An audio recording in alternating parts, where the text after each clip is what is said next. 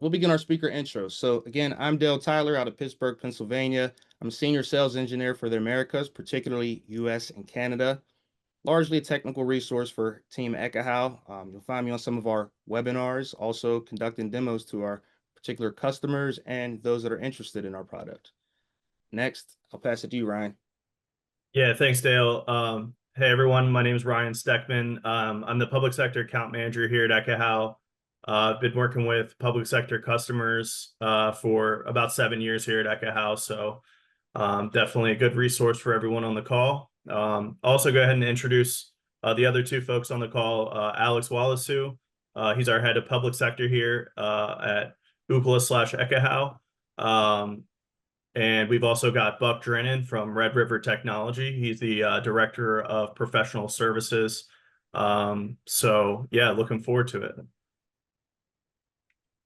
All right. Awesome.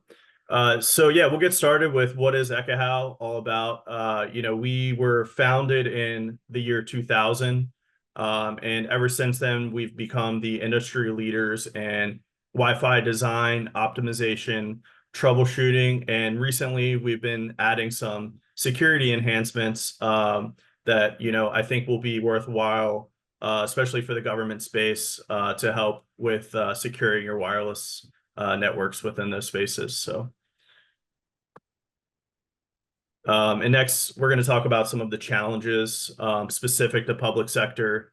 Obviously, there's some real obvious ones in here, but I'll just kind of go through each one with you. One of the biggest ones, in my opinion, is those challenging building environments. This is a significant challenge when it comes to public sector because, a lot of government buildings are older structures. They can have thick concrete walls, a lot of historical buildings as well, with maybe some preservation requirements as well. Definitely unique architecture. You can think of some of the buildings in Washington, D.C. They definitely have some unique architecture that can create RF interference and coverage problems if you're not deploying those access points in the right way. Some of these physical constraints can make it, optimal for access point placement to be, easy and often require specialized site survey equipment like Ekahau to be able to solve those issues. The next challenge would be balancing strict budget constraints. As we're all in public sector, we're definitely all aware of that issue. But you can really accurately capture, the financial reality of public sector deployments. Government organizations often use enterprise-grade security and performance while working with limited or fixed budgets, as you all know. So careful prioritization and creative solutions to meet your requirements is a lot of times necessary. And Ekahau can help you by maximizing your wireless purchases by making sure your networks are running as they should, without having to continuously mitigate or add access points, as a Wi-Fi life cycle, goes on. Another challenge is critical security needs. This is especially relevant for government networks. They face heightened security concerns due to sensitive nature of information. Public sector networks also have requirements for robust security protocols and advanced encryption. And Ekahau can really help by adding another layer of security and knowledge to what's going on in the network. And lastly, multiple or large campuses. There's a lot of agencies out there that have large multiple campuses geographically that can create challenges when deploying wireless networks across multiple facilities. Managing managing those networks can be challenging as well. So Ekahau can help with giving you visibility across those networks, geographically or depending on the size of your agency. So Dale will get into some of those challenges and how we solve them a little bit later on, but I'll pass it to Dale to go over just a quick highlight on the Ekahau product suite. All right. Thanks, Ryan. So Ryan listed out a number of challenges that are oftentimes found in the public sector, oftentimes even outside of that, across all verticals and sectors. But To accommodate these, what we have in place is a highly effective product suite consisting of 3 core components. So we have the AI Pro software, which is an application that runs on your Mac OS or Windows devices. And within this application, you can do your design, your predictive designing, validation, troubleshooting, even come up with optimization plan, reporting, a number of things that you can do in the Ekahau AI Pro software. And we'll definitely be sure to take a look at that. But also, another key component to the solution is the Ekahau Sidekick 2, which is our measurement device. So this is going to ensure the accuracy when you're out there conducting surveys or doing your real-time troubleshooting or analysis. And then under a Connect subscription, we have a number of key features and functions and applications that you might find very helpful. For example, our mobile applications. We have one called Ekahau Survey, allow you to simply plug your Sidekick 2 into your phone or tablet to conduct a survey. And then the Analyzer application is just as simple. When you want to do your real-time troubleshooting and analysis, just plug your Sidekick 2 into your phone or tablet and fire up that application. So next, we'll elaborate a little bit more on some of these challenging building environments. So Ryan listed out a number of challenges, but also not to be overlooked are some of the building environments, how diverse they are, and some of the challenges that these diverse environments present. One of those could be historical architecture. In these environments, sometimes it's difficult to run cabling where you want to. Maybe you're not able to drill into certain walls or even mount access points at certain locations. So it is important to understand your environments, know where you have mounting constraints for these type of environments, for example. An Ekahau solution will allow you to account for all of that. Mixed use structures. Maybe some environments you do have areas that are going to be more so guest serving, more public facing, then some that are more restricted. You do have the ability to specify different zones or areas within your particular floor plan for your project and specify those coverage requirements and a number of other requirements accordingly. Dense building materials. Oftentimes, this might be the case as well, where you do have drywall, but not only is it drywall, in between the drywall, you might have a number of other type of materials so that that attenuation that you would normally expect for just standalone drywall is not going to apply. So metal, all types of objects, all types of materials, you do have the ability to account for these. Best practice typically is to use the Sidekick 2 to gain accurate measurements. And we do have an automatic wall calibration feature that will make identifying these attenuation values really simple. And then we couldn't do this webinar without talking about restricted access zones and having a UFO. Maybe you do have those restricted zones. Maybe it is important as well to kind of control the propagation of your signal. Maybe you don't want your signal going outside of the building. You want everything confined inside. So a number of things you can do, simulate, accommodate around restricted access zones. So with that, we're going to start talking about Ekahau AI Pro. We'll take a look at this. As mentioned, this is a desktop application that runs on Mac OS or Windows devices. And this is going to allow you to do your predictive design and planning. And that's what we'll focus on first and foremost. But as mentioned, there is the ability to do much more within Ekahau AI Pro. And Dale, before we get into the demo, I think we're going to have Buck join us for a quick couple of questions. I think if you go back 2 slides, Dale. Yep, there we go. So everyone, welcome Buck. We're going to go over some specific use cases. Buck's worked a lot with government spaces like yourselves and helping them with their wireless network. So we're just going to go over a couple questions and yeah, so Buck, welcome. Welcome, Buck. Awesome. Sorry, thanks for having me. I was mute challenge there for a second. No worries, no worries. Yeah, so we'll start off. I think the most important question that I'd like to ask you is, what is your typical approach when it comes to helping government agencies with their wireless network? That's a great question. So there's a couple ways to answer that, right? So we like to start with a baseline of what the current environment looks like, right? So surveying the current network, wireless network, to understand building, architectural structure, materials, stuff of that nature, and then understanding what the original network was designed for, right? So then we go through a questionnaire of talking about clients, applications, things that they want to support on their wireless network. And then we can take that survey data, roll into a predictive modeling tool, and then start building for the wireless network that will work for them in the future. Awesome. Yeah, it makes complete sense. You definitely want to get a baseline, especially when you've got wireless networks already deployed, Uh, to, get a good idea of, what's going on in the network and kind of work it out from there. So no, it makes a lot of 100%. sense.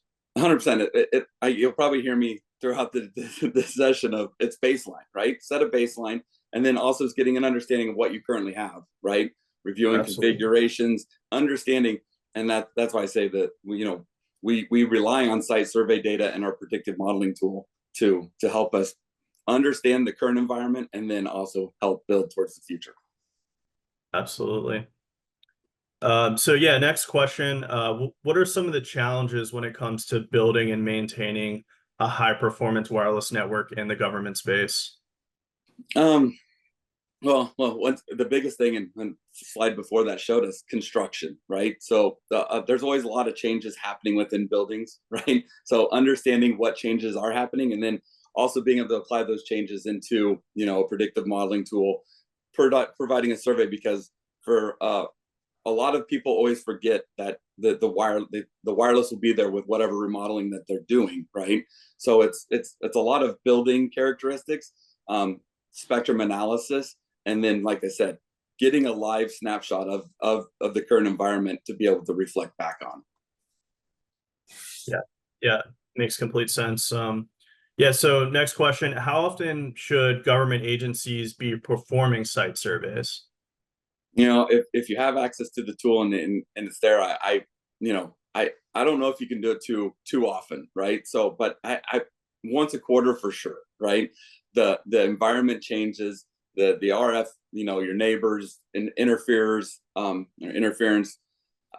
everything's changing. Plus, it also gives you the ability to baseline your configuration to make sure that your radios are outputting the power that you have configured, right? You don't have something lasting longer, right? Self-healing, your voice network, your 2AP coverage, triangulation, AP location services.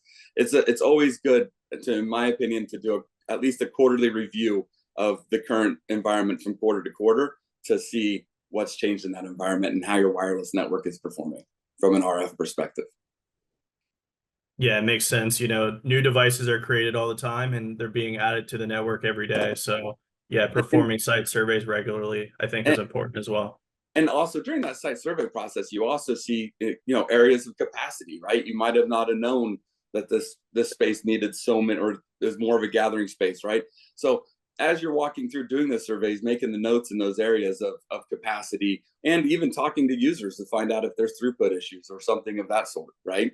The site survey, a lot of people always think it's just, an RF click and button.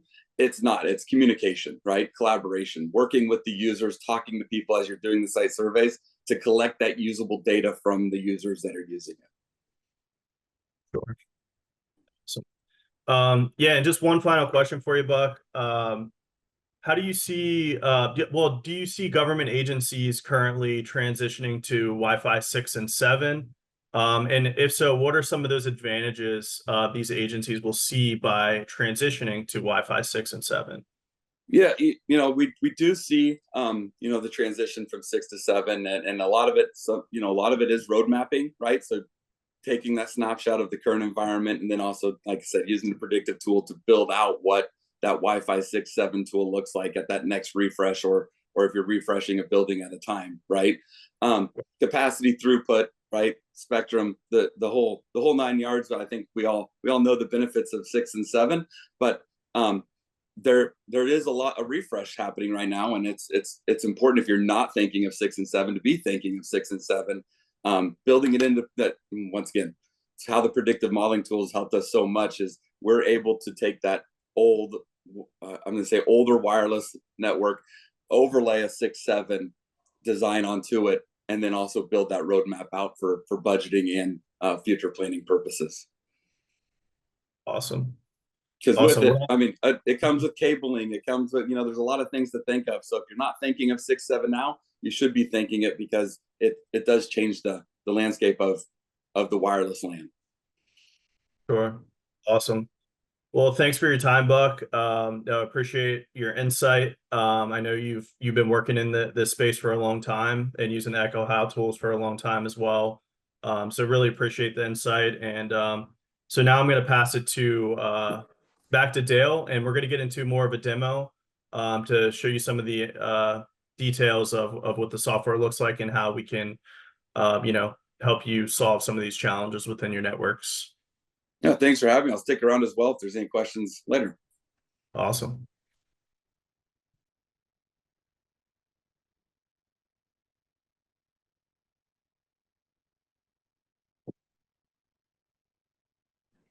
Dale, you may be on mute. Sorry, you all. All right. Thanks, Buck. Thanks, Ryan. So next we're going to talk a little bit more about the AI Pro software. We'll take a look at that. Actually, we'll do some live demoing, starting off with a predictive design within this software application. So with that, I am going to share my screen and we'll hop into Ekahau AI Pro, which we see right here. And as mentioned, this is an application that runs on Mac OS and or Windows devices. So what is a predictive design? So a predictive design is um, something that you put together, kind of like the blueprint for how you're going to install your access point. It's going to allow you to understand, okay, based on this model AP, where these APs should be configured, or sorry, be installed, how they should be configured, how many are we going to need based off our requirements. So this application is going to allow you to feed in a number of those key requirements. Now, one of those obviously is going to be a floor plan where we do support PNG, JPEG, PDF, GIF, BMP, AutoCAD drawings as well. But in addition to that, it's always best to account for a number of other requirements. When we have capacity concerns, it's important to understand what type of devices are going to be used at this location, how many at once, what applications are going to be running, some of your building attributes, such as ceiling heights, wall types. So a number of things you'll want to feed into this application.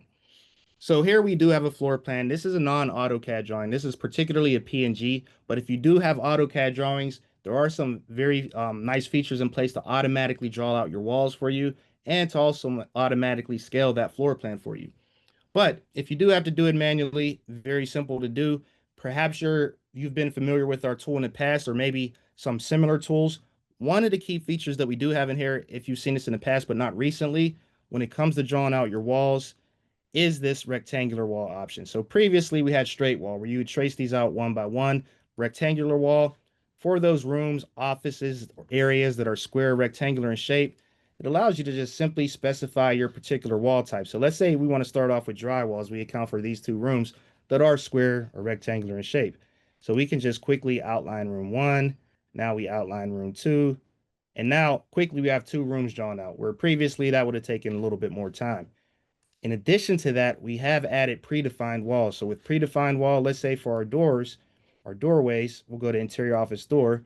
We give it a predefined length of 3 feet in this case.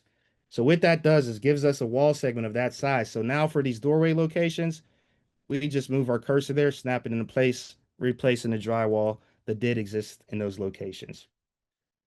To scale your floor plan, very simple to do. Essentially, you'll take a point A, point B. Typically, the longer the distance, the better. But let's say this is a known distance from here to here. We type in that corresponding value, press enter. Now that floor plan is scaled for us. From this point, it's important to define your coverage requirement areas.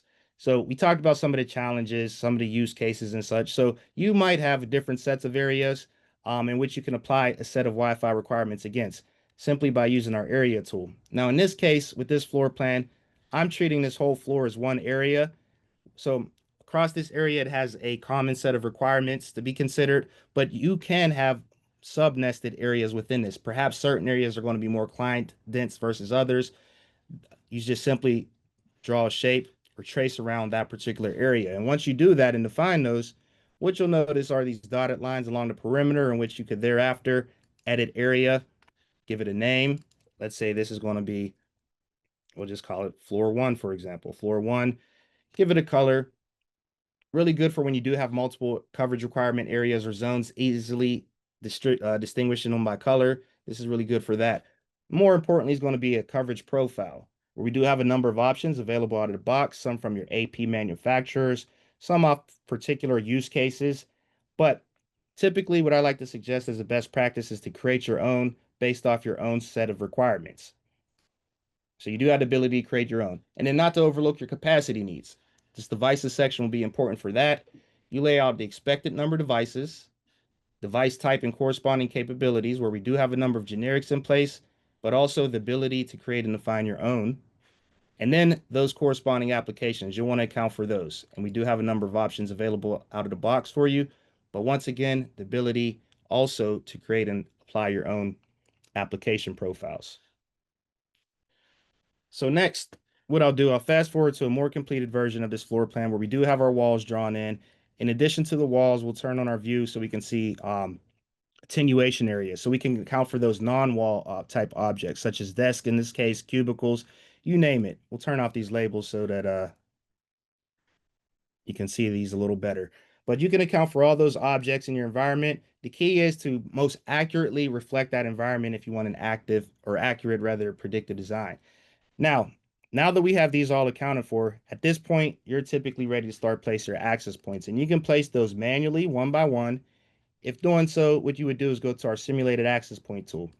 Let's say you're looking to go Wi-Fi 7, Wi-Fi 6E. I'll just choose let's say, for example, Aruba 735 right here. It's a Wi-Fi 7 access point. So we should be able to take a look at 6 gigahertz as well. So we'll change our band selection to 6 gigahertz. Now, what we can do is go to coverage planning, which is going to allow us to, before we even place an access point, get an idea of what that propagation is going to look like. What's that coverage going to look like in this particular environment? So it allows us to see in green where we can expect minus 67 dBm or better. So we see here from a coverage perspective, everything looks to be all good. However, we'll notice if we look at network health, we see red here, and we notice our legend changes. So this gives us a very simple pass-fail indication. Fail means that at least one criteria is not meeting our requirement. So we know all across this floor plan, it's failing. Now we can definitely do some spot checking by going to the inspect workspace. This will allow us to click, and I'll just go back to signal strength. This will allow us to click and see which APs are heard from that location. But in addition to that, we had the ability to see how well are these radios expected to be heard from that location. You'll see that detail in this radios chart. And in addition to that, we have one more chart that we can expand to see how well our requirements are being met. So from a spot checking perspective, as we click throughout, it looks like for the most part, channel interference is the main offender, the main reason why our requirements are not being met here. Now, what we can do is also, to look at things from a more holistic perspective of this, we can go to our visualization of network issues and see exactly what areas are not meeting our requirements and why. So now, once again, our legend has changed. We're looking at channel interference right here in these pinkish purplish zones. So we know that we have some channel interference issues, but also secondary signal strength right here. So this gives us a quick, easy indication. Maybe want to consider maybe at least adding one more AP. We get rid of our secondary signal strength issues. Now we have co-channel interference remaining. We do have a simple auto planner in place that will address that. We can simply run that to address that co-channel interference. And what that's going to do is, for those APs that we manually placed, because they all were manually placed, they all have the same settings and configurations. So we do want to update that. We want to assign channels, differing channels, to these particular APs to remediate that co-channel interference. So when you run this feature, in a matter of moments, now as we see here, that co-channel interference has been eliminated. So that's one approach that you can take. But within this application, we also have a very simple feature that we call the auto planner. So with this, we can just choose the AI auto planner. We have our AP model of interest selected. Our initial mounting height, in this case, I'm happy with 10 feet from the floor, but you can modify these accordingly or even individually after they're placed. And then which channels do we want, in scope or out of scope? And channel width. Now we simply click create. Okay. So this time we're letting the application look at our requirements, the attributes of this AP model and the building attributes. And shortly, what we're going to see are our APs placed on the map accordingly. And now we have a plan that we may be satisfied with, but also, even though we did use the auto planner, you do have the ability to make adjustments in terms of where APs are located, where you want them to be mounted at. And you also notice here, in this case, I created a multi-story building. So we are seeing the access points on this floor, but also this circle with the up arrow indicates this is where auto planner is placed that adjacent floor AP on the floor above. So those are some of the capabilities you have in here. Now, next, once you have a plan in place to your satisfaction, oftentimes you're going to want to create a report. So we do have a simple one-click reporting feature in here. Very simple to use. Give it a title, cover, footer image of your choosing. Select which particular frequency bands you want included, which floors, which of these predefined sections and subsections. And from that, its next step is to specify if you want it outputted as a PDF or docx format, and then just choose generate report. So those are some of the basics around predictive design, some of the things that you can do within this application around that. Now, next, I'm going to bring up my slide deck again as we get ready to talk about and introduce to you a little bit more about the Ekahau solution in terms of security. So I'll give it back to you, Ryan, for a moment. Yeah, thanks, Dale. I appreciate it. So as I mentioned earlier, we understand that, government agencies are very concerned with security.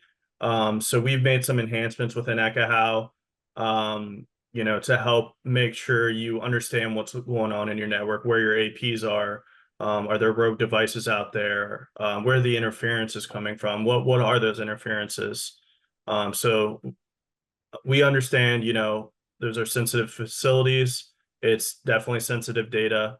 And you guys want to keep that secure and also understand what's going on in your network. So on the next slide here, you can go to the next slide, Dale. There's some specific examples of how you can use Ekahau in terms of security to get a better idea of what's going on. The first one being, identifying those rogue access points. Obviously unauthorized access points, such as rogue access points, connected and broadcasting on your network, or interfering APs not integrated into your system can pose security risks within those premises. Rogue access points, like including devices like Wi-Fi enabled printers, smart TVs, can be exploited by attackers due to their open or weak security settings. Some of these unauthorized APs not only compromise your network security by offering access to those potential intruders, but they also degrade the overall Wi-Fi performance by increasing the signal congestion. And this can impact the efficiency of all the devices operating on your network.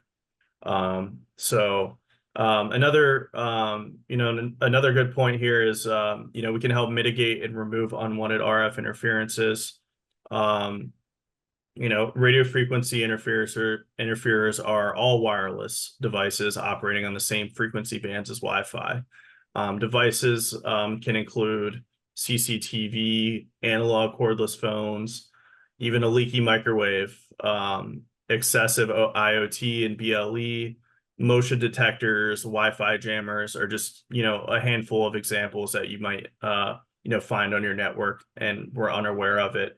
And you can use the Ekahau Sidekick to, perform spectrum analysis and actually determine where on your map, or your floor plan, those devices are located and interferers are located. Another cool feature that we've released is being able to see, and identify weak and vulnerable encryption protocols within your network.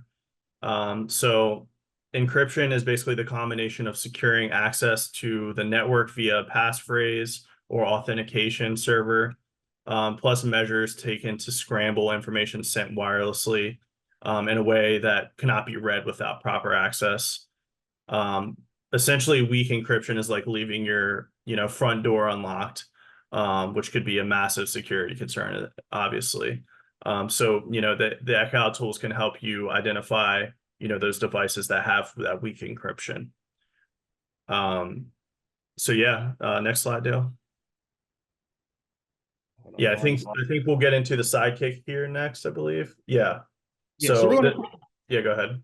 Thanks, Ryan. So yeah, we're going to talk about the Sidekick too, but before I talk about it, I want to go back in the AI Pro and we're going to take a look at the Ekahau application AI Pro that we looked at because there's worth a few things talking about before we move on to the Sidekick 2. So with that, let's go back to this project that we were looking at here. So we have AI Pro. Now this was a predicted design that we did, but a predicted design is just one piece of the puzzle. You know, once that predicted design is completed, you're satisfied with it. Oftentimes you're going to hand this off to the installers. They're going to install the APs accordingly. At that point, it's important to do a validation. So within the same project, you do have the ability, let's just say, to duplicate the map. So we don't have to redefine our scale. We don't have to redefine our requirement areas and things like that. Now we're ready to survey. And at this point, even though these walls are drawn in, they are not necessary when conducting that site survey, nor are these attenuation areas. So essentially, we can hide those. They're not going to have any impact on our measured data. So you have a floor plan, you define your requirement areas, you scale it, you're ready to start surveying for validation. Now in this application, there is the survey workspace that you can go to, and this is where the Sidekick 2 is going to come into play. Now you have two different options, two different methods to conduct the survey. You can do the survey completely within this application when the Sidekick 2 is connected, but also what you have the ability to do is take your project, and of course you can save it to your local hard drive.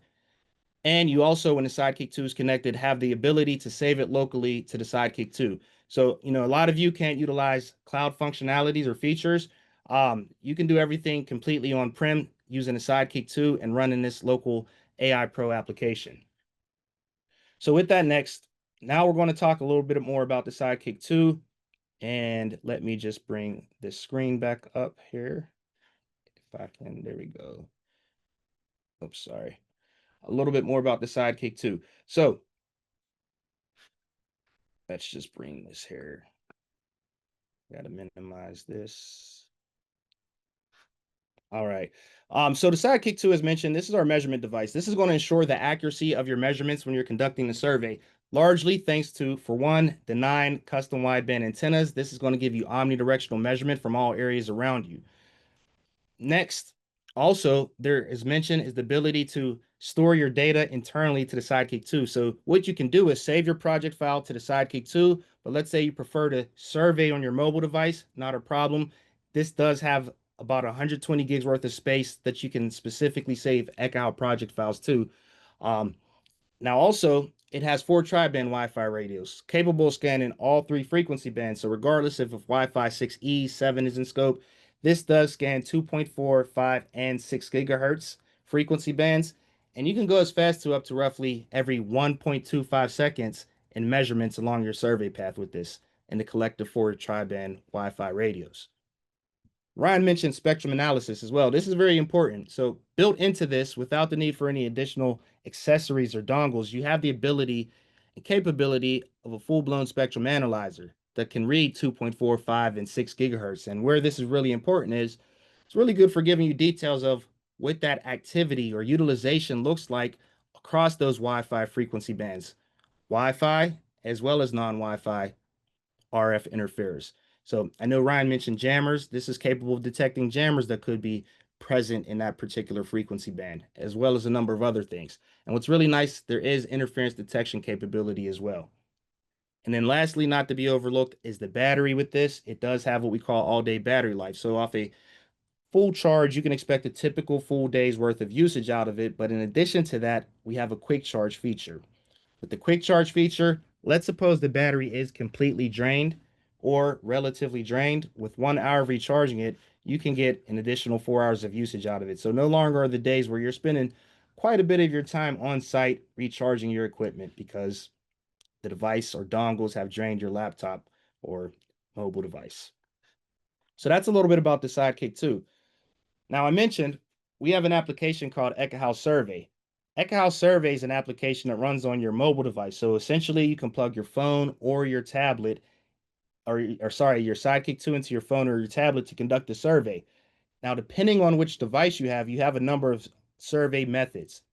Again, this application runs on Android and iOS. For both, you have autopilot and continuous survey methods.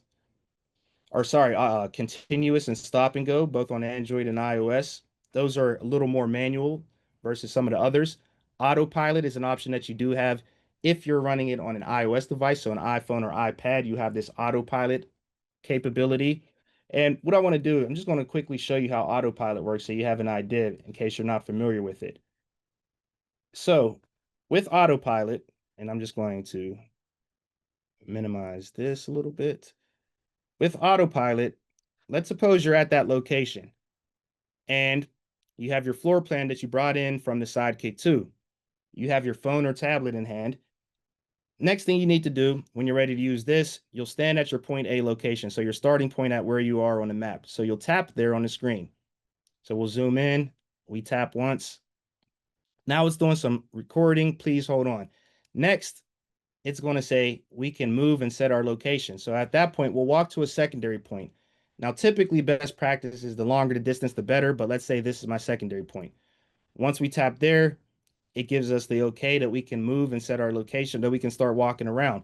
So at that point, you can walk around freely, weave in and out throughout obstacles. But as you're walking, you're collecting those measurements, collecting survey data again as fast as up to every 1.25 seconds along your survey path. So very simple feature. Now, additionally, we have a survey method called Just Go. So Just Go, this is our latest survey method that we brought into this application. Really helpful for situations and or scenarios where you might not have a floor plan available, or the one you have is inaccurate or outdated, perhaps hand-drawn, perhaps even an Excel spreadsheet.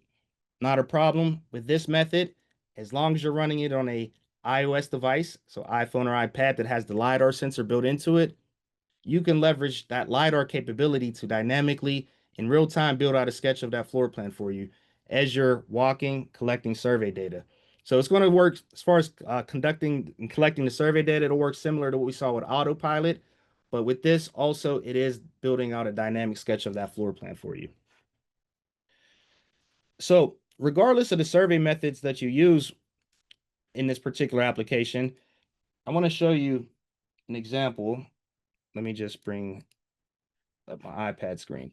So here we see my iPad screen, my iPad Pro. I'm doing a screen share. So what we notice is the Sidekick 2 is physically connected. So we can tap on this right here and look at the Sidekick saved projects. When we want to go into one of those, we just essentially tap on that particular project of interest. If we go to survey for that particular floor, now we see the survey paths. So we see the surveying that was conducted at this particular location. Now, in this application, you have a subset of this 26 heat map visualizations that we have all together in AI Pro. And let me just bring this back. Sorry. We'll go to view. Sorry, we'll go to the view workspace.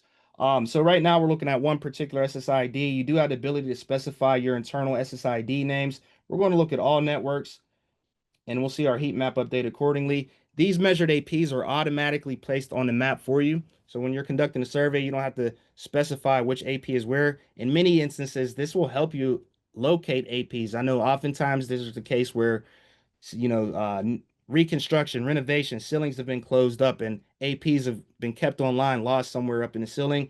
That's another way that you can utilize this. But again, out of the 26 different heat map visualizations of AI Pro desktop, you have a subset of those that might be most immediately important to take a look at, including around security. So as Ryan mentioned, there's the ability to locate rogue access points. Here, what we're seeing represented are APs that are broadcasting SSID names that have not been identified as part of quote unquote my network. So this gives you an idea of where they're located, how many there are out there. You'll see their area or zone of impact and coverage as well. Additionally, around RF interferers. So what we notice here, there is an interferer. Where is it located? Particularly on 2.4 gigahertz. With that being identified and represented here, we can tap on this interferer name, and now we see some of the interferer details. So this one, we get to see which frequency band, when it was detected, MAC address of this particular device, if it does have one, or sorry, but you can see a number of different details what SSIDs is impacting, duty cycle, and a number of other features within here.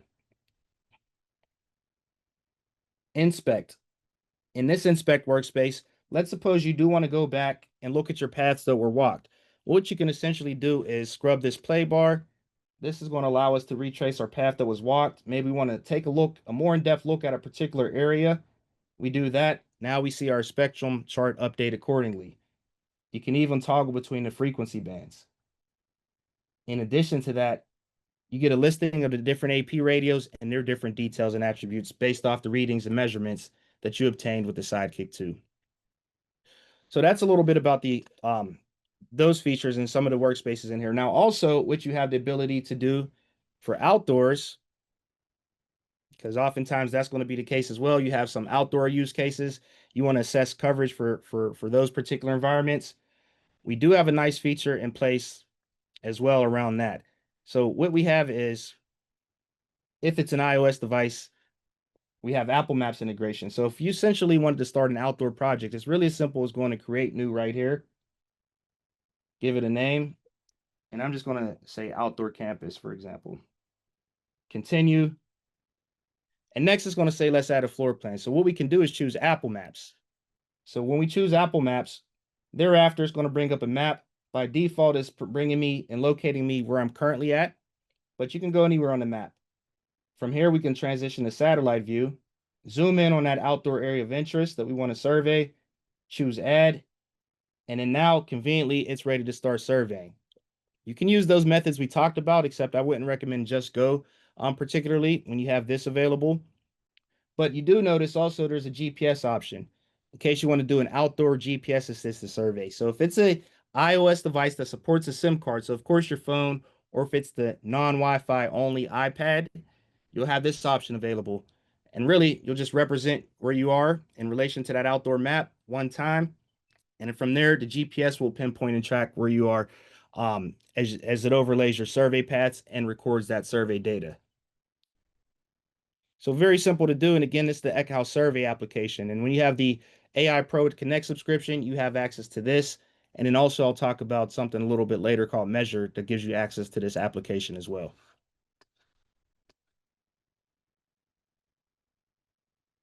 So speaking of that, in many cases, it is the situation where you do have multiple large campuses. So we saw how the GPS assisted survey can come into play, how the Apple Maps integration really simplifies a lot of that. You may have a central office, but remote locations, or a central branch, but other remote locations, your corporate headquarters, your agency headquarters, regional offices, various public services centers, where it may be difficult for one dedicated individual to visit those locations to do those regular health checks or to do those surveys when it makes sense to do so. So what we have in place is something called Ekahau Measure. This is a more lightweight model or license that allows you to add additional surveyor only individuals to your organization so that they can essentially plug the Sidekick 2 into their phone or tablet to conduct a survey. Once they're done, save it back to the Sidekick 2 and then hand it off to those of you that might have AI Pro and the Connect subscription to further analyze the heat maps, generate reports, and more.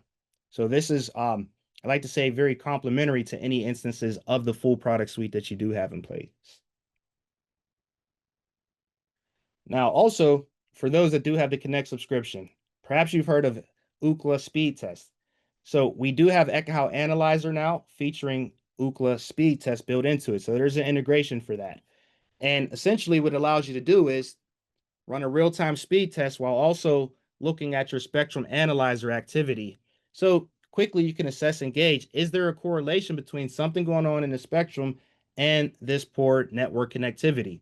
So this gives you that side-by-side look in real time without the need to have to hop between mobile applications. I know I have had to do that in the past. Now you conveniently have this right in one view, right in one app. And this is available today.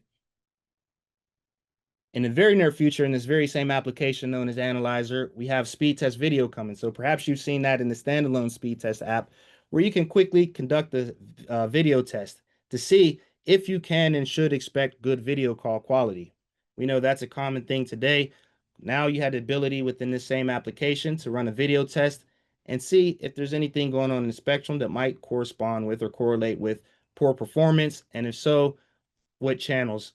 So a lot of things you can see right here with that. That's going to be coming in the very near future, as well as the down detector integration.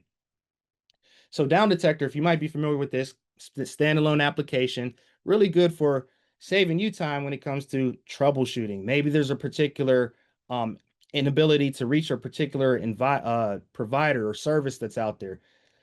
Now, oftentimes when that is the case, these occurrences get reported. Down Detector shows those that are being reported so you can correspond or correlate a particular outage before you're digging into and troubleshooting your local area network or wide area network. You have that quick look, that quick check capability to see, okay, is Amazon, AWS, Slack, is there a global outage with any of these? Teams, WebEx, you name it.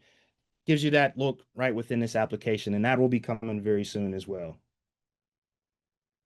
So with that, next I'm going to pass it to Alex Wasalu that we introduced a little bit earlier to talk a little bit more about Ookla and some of the features and products there. Alex? Super. Thanks so much. Great job, Dale and Ryan. Really helpful information, guys. Hello, everyone. As Dale mentioned, Alex Wasalu from Ookla's public sector team, and I'm going to just take a minute to take you a little bit of a higher level view. We've talked a lot about Ekahau and the wonderful Wi-Fi network performance design and troubleshooting solution that it is. Many folks don't know, though, that Ekahau is actually part of a larger company called Ookla. And here at Ookla, as you can see on the screen, we're the speed test company, right? So we're the worldwide leader when it comes to connectivity, data, and services. And you know, our mantra here, as you can see, it is better connectivity for all. So if you think about Ekahau, really focused on helping you get a baseline for Wi-Fi performance and Wi-Fi connectivity. At Ookla, we're focused on all kinds of connectivity across technologies, and we have the tools and services to help deliver that. Speed test is probably something that you know us for, and you know very well. It's long been the app that consumers and businesses turn to when it's time to better understand what's going on with your connection, right? Whether it's at home, whether it's on the go, people turn to speed tests to get a quick sense for upload and download speed of their fixed or mobile network. 18 million times a day, someone takes a speed test around the world. 18 million. And we get the data behind those speed tests, and we can understand what network that consumer is on. So basically, we've got data on the performance and the coverage of networks around the world, and we can make that available to you for your area of interest, right? So you want to understand your performance of your broadband network or your mobile network in your area over time. Speed test and Ookla can help you do that, right? So pretty impressive data sets and tools. We can help you very quickly visualize what network performance looks like in your area through speed test. Dale mentioned Down Detector. As you can see, and he mentioned the #1 service monitoring and disruption management tool. Public safety networks, operators, public safety teams around the world use Down Detector because they want to be alerted anytime a network or a website goes down. Down Detector is oftentimes where people go to first when there's a network outage. And again, Down Detector is also part of Ookla. And then lastly, there's RootMetrics. At RootMetrics, we've been driving around various countries around the world with mobile network testing devices for years and years. We have the deepest data set and the largest data set when it comes to mobile network performance and in-depth insights that telecom engineers use to better understand the performance of networks and the why. Why is a network not performing in a particular area? RootMetrics data can help you do that and help you optimize network performance around mobile networks. So that's the big picture for Ookla. Wanted to mention a webinar we have coming up next week, next Tuesday. Actually, I think the date might be, or the day may be wrong on here, but it's Tuesday, May 20th.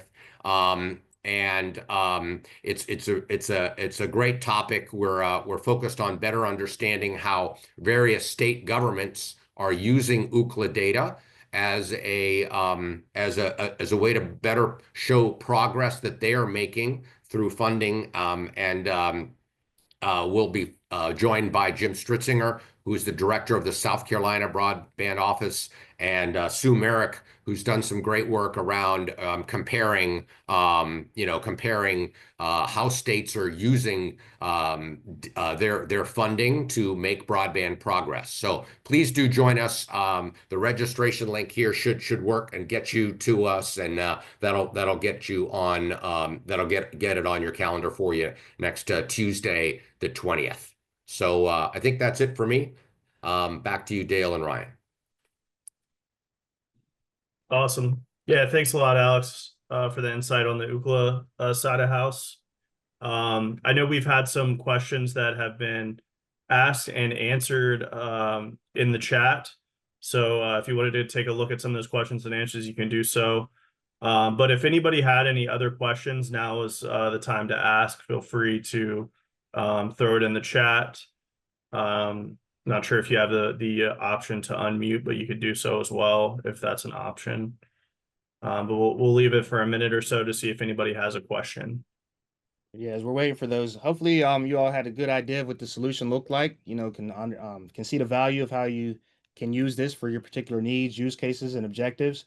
But as Ryan mentioned, there's questions. Feel free to ask those, but also feel free to reach out to Ryan directly if you do want to follow up, see our solution a little more deeper, have a personalized demo. Love to have autopilot feature in Windows, at least not if in Android. I think Stu is responding to. Yeah, I can actually kind of chime in verbally on that one. So the reason why certain features like that aren't available on a Windows device is because they lack the camera functionality and the accelerometer and the gyroscope and a bunch of other cool features that are enabled in a mobile device. So yeah, sorry, can't put it onto a desktop platform for you. Thanks, Stu. Appreciate it, Stu. Thanks everyone for joining. Appreciate it. Buck, Alex, Dale, thanks for presenting today. And yeah, just reach out if you guys have any questions, and looking forward to working with you guys. Thanks, everyone. Have a great Take day. care.